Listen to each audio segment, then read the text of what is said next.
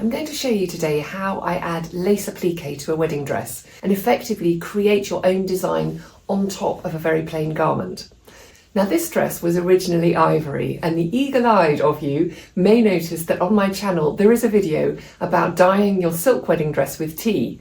Well, this was the sample that I used to do that, so if you want to see the whole process start to finish, then have a look at that video so you can see how I went from having an ivory dress to having one this lovely caramel colour. Lace usually comes in a piece of fabric. However, many manufacturers also make individual bits of it, or you can just cut out some of the motifs. So that's an example of what I would describe as a lace applique. I love this because it's got a slight sequin to it. It's very flat, and to me it looks quite contemporary even though it is very floral. So I'm going to use lots of different shaped pieces. I've got some that are bigger than others. Here's a piece that's much bigger.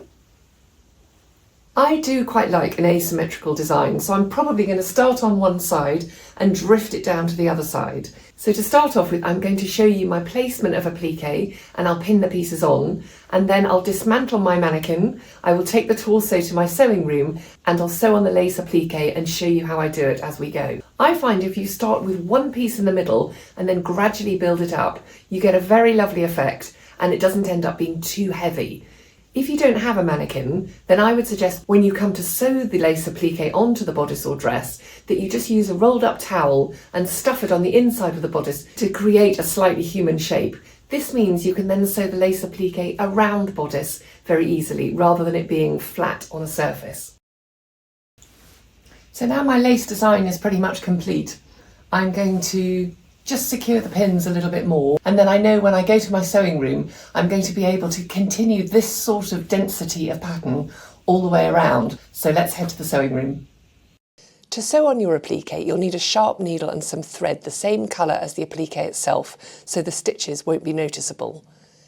You may prefer to work methodically from left to right or right to left or top to bottom. It doesn't really matter. I just work my way around the design and I try not to be tempted to fill in the negative space in between the applique.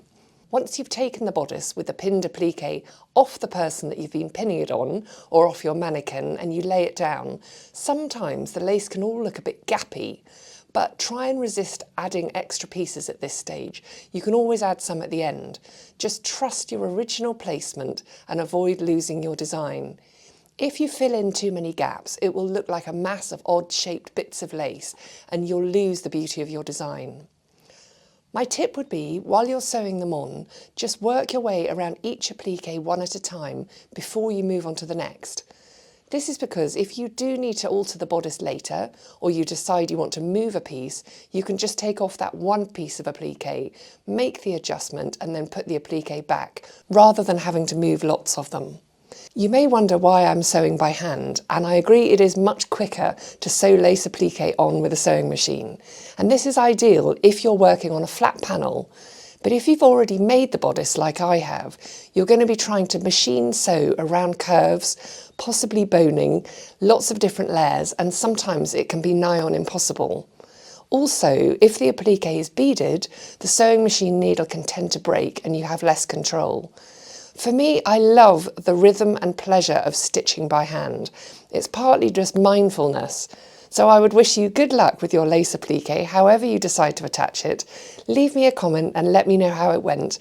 Ask any questions you like and I'll see you next time.